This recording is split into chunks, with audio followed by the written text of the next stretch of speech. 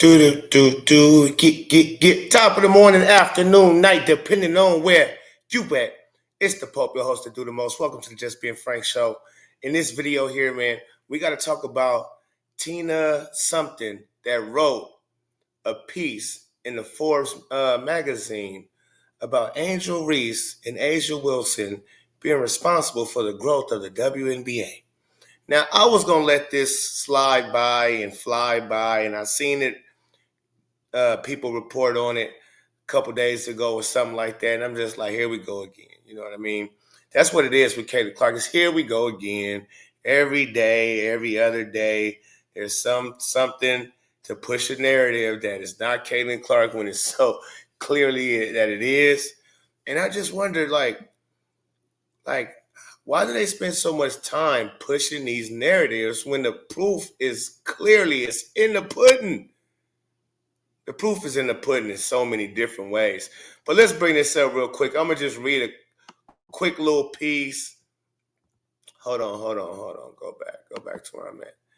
Let's see here. I got to bring it up in a different way. Here we go. Let's bring this piece on up for the people. Okay. So, we all here? Yep, we're here. Good.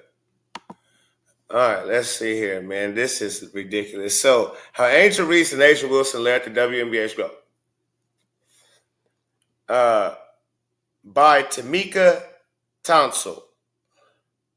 Tamika Townsell, PhD, is a professor, covers Black representation.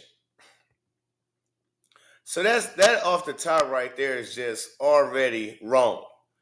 How are you letting somebody who is a professor who covers Black representation? What does that even mean? She represents for Black people only? Like what?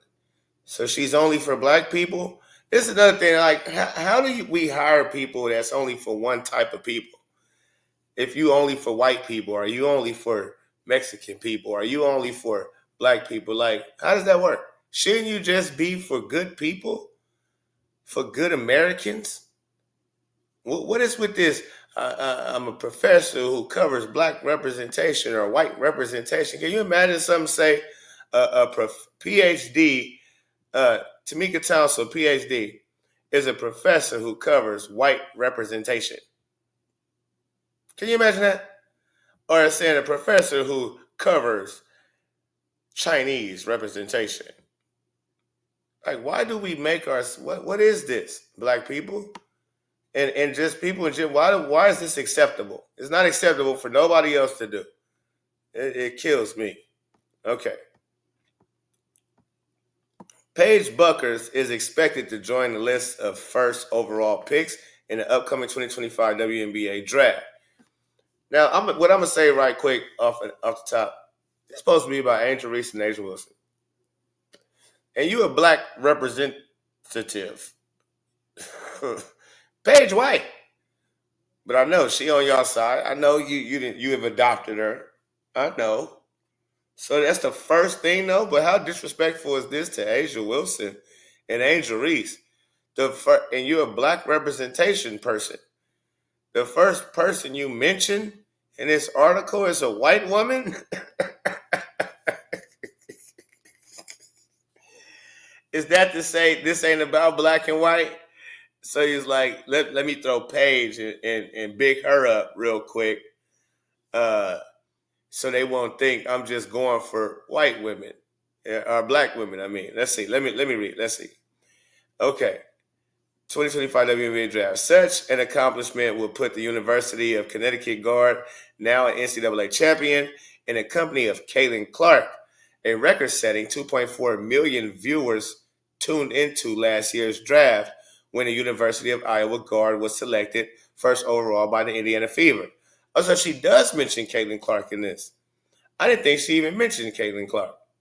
But, okay, let me read. This is weird. So we get two white women first by the Black representative we're speaking about, but yet this is, okay, I'm confused. Bueckers and Clark again, are the kinds of players that force opposing teams to level up their game. However, on-court performance is only one of the factors that contributes to the WNBA's growth in the contemporary influencer economy. What? Shouldn't that be the only thing that matters? What? Okay. Wow. Oh wow.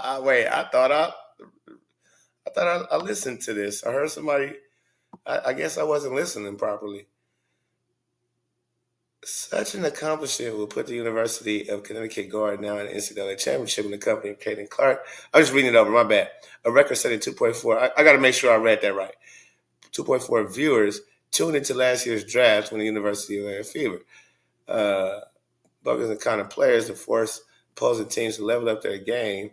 However, on-court performance is only one of the factors that contributes to the WNBA's growth.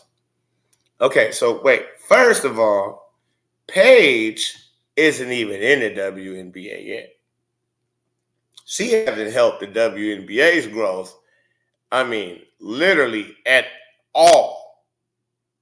Zero. Like, not yet, at least.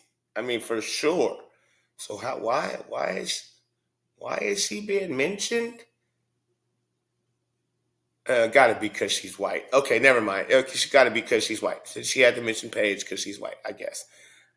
It doesn't make sense to mention Paige, and you're talking about the WNBA growth. She's not even drafted yet. Sheesh. Okay, she's premature like a mother. Okay, with more than 5 million Instagram followers between them, Booker's 2.2 million and Clark 3.1 million are among the biggest brands in a new era of visibility in women's basketball. What is their Instagram? Why are we talking about their Instagram? Okay. Neither here nor there. There's just one player whose social media following surpasses them both. Angel Reese. Oh,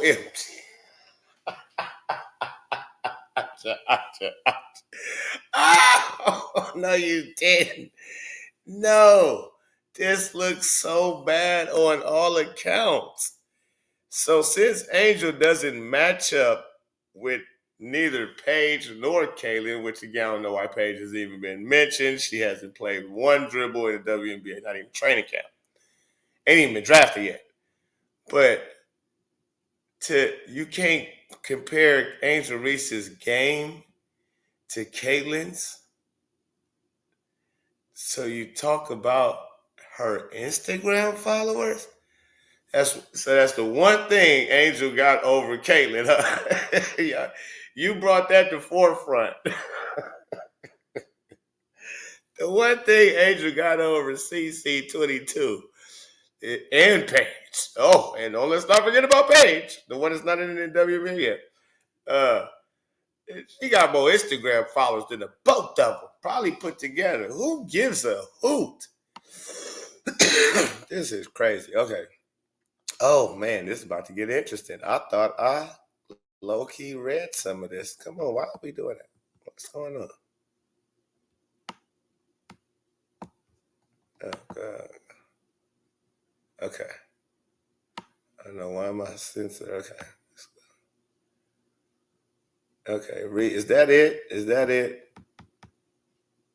Reese's 4.8 million followers with another 5.5 TikTok endorsement deals and content creation show that Black women, including more like Asia Wilson and Candace Parker, are still at the forefront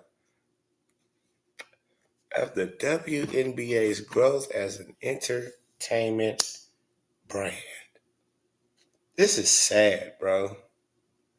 What are we coming to?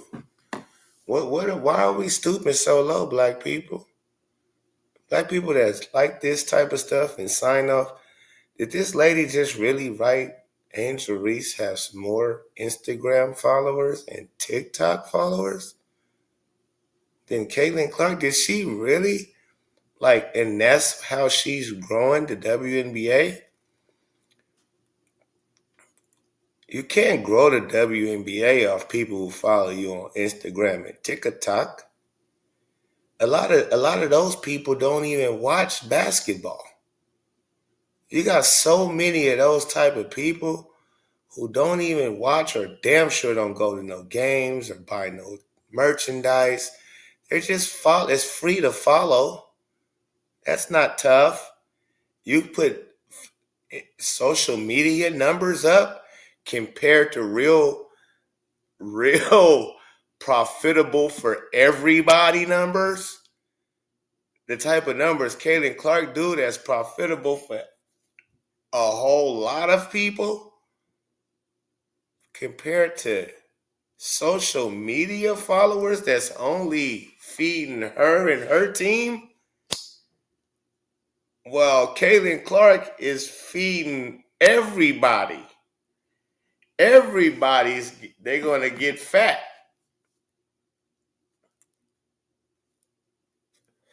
And you met the nerve, the girth to write, to muster up this. I can't believe it. You wrote this? Oh, Jesus, what have we come to? Caitlin Clark is undoubtedly part of the reason. Oh, the disrespect. The disrespect is so. I'm at a loss of words. That's why I didn't even want to report on this, honestly, because this type of stuff really gets under my skin. Like this stupid, and this person has a job at Forbes where Forbes will allow her to write an article. Forbes,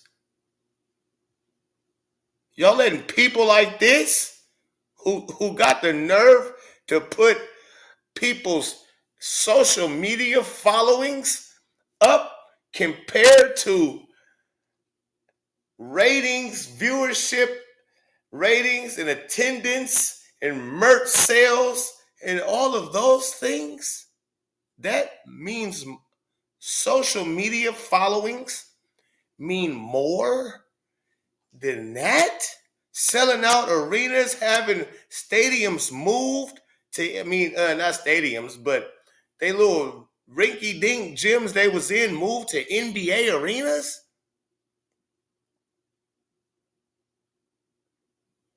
Where everybody involved gets money. That's more everything for not just the people in the WNBA. I'm talking about even just the businesses around the city. The city gets paid. The state gets paid. What are we?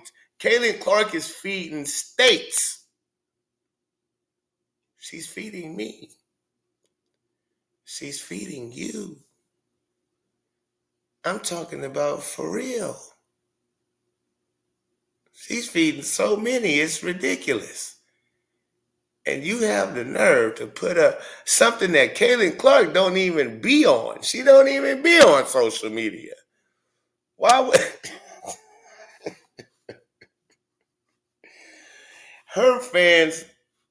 Caitlin Clark fans understand that she don't even really be on there engaging.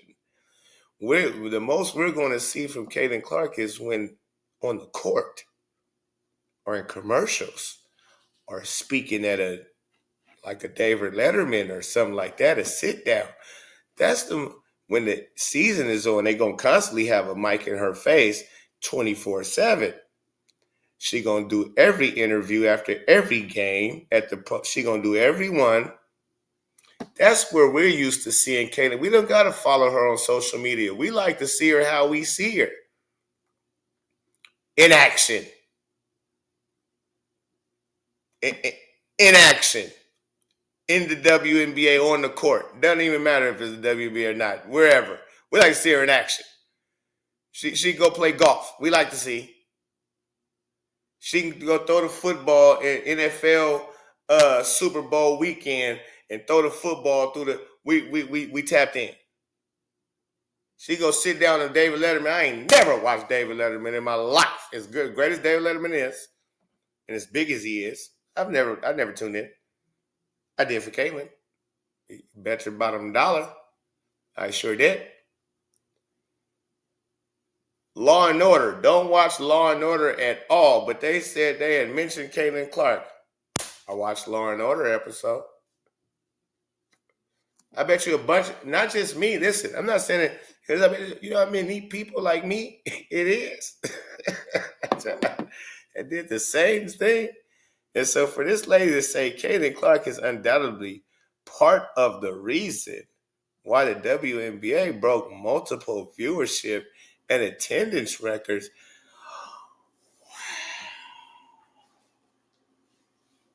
So you brought up attendance records and viewership ratings, and you still got the nerve to say Angel Reese and Asia Wilson? Did you see their attendance? You had to, right? You wrote this article. You had to see the viewership numbers of Caitlin Clark's games and her attendance records compared to the two that you named for the growth of making them responsible for the growth of the WNBA. This is bananas. You literally had the nerve to say she is part of. Wow, this disrespect is at such a high. I'm at a loss for words. Apologies. Hit the like button and subscribe. I'm not usually at a loss for words. I'm so frustrated. I'm trying to stay smooth, keep it cool, calm, and collected, right? I'm so frustrated to read this. The fact that people are this sick. This is sick. This is disgusting, honestly. It's a full lie. This is beyond me.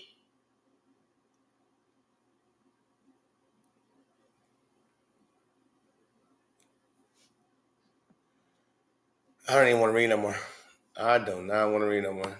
Yeah, this is making me sick. It's making me sick. That's crazy. I knew. I tried not to touch on that. I tried because I knew it was gonna make me sick. I knew it was. I knew I was gonna be sick. Y'all let me know what y'all think in the comments, man. Please tell me about it. Talk to me. Does it make y'all sick when y'all see shit like that? When you read shit like that? Because it's not a black and white thing. That's why I think it really makes me sick. To know that they really pushing this narrative, this race war type of shit, like we just at odds with each other, so tough, black and white people, and we not. We so not.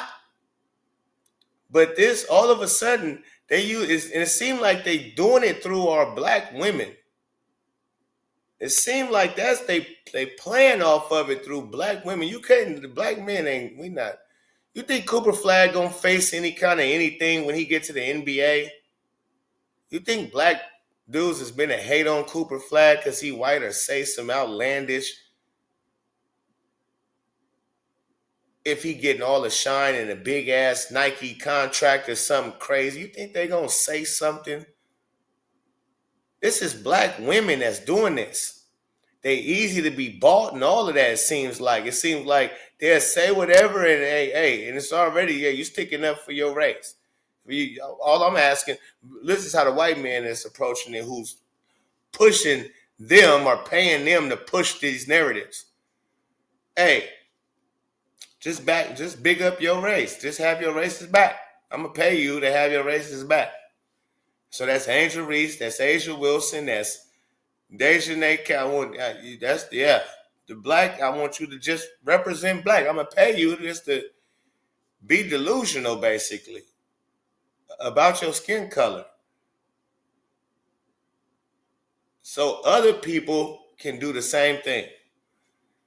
Because if I pay y'all to push that narrative and they see y'all that on TV and got prominent jobs and positions on TV, ESPN, and so on and so forth, Forbes magazine, Law and Order, yeah, people will a lot of people start believing, feed into the bogusness. And that's disgusting. That's what I'm saying. That's what I mean. We can't just blame the black woman who wrote this. Who allowed her to write it? It's a white person at the top somewhere that approved, that hired her or whatever to do this story. Whatever the case may be. Same thing I tell you about the ESPN. They hired them black women from Ella Duncan, dumb shit, to Monica McNutcase, to Shanae and all of them that be up there to say what they say. And they give them the script to say. I've been telling y'all this for the longest. They don't really hate. They just reading the script. They ready to go along to get along and to get money, and they don't care what it look like, what it sound like. They probably don't even understand what they really doing. That this is really could be trying to cause a division. But I tell you, my peoples, don't ever let this cause no division. Don't let them try to take us back to damn 1930, 1920, 1950s. We're not doing that. They full of crap and they know it. And we're going to keep exposing and telling the truth. It's Just Being Frank show, man. Hit the like button, subscribe to the channel. Peace and love. I'm out.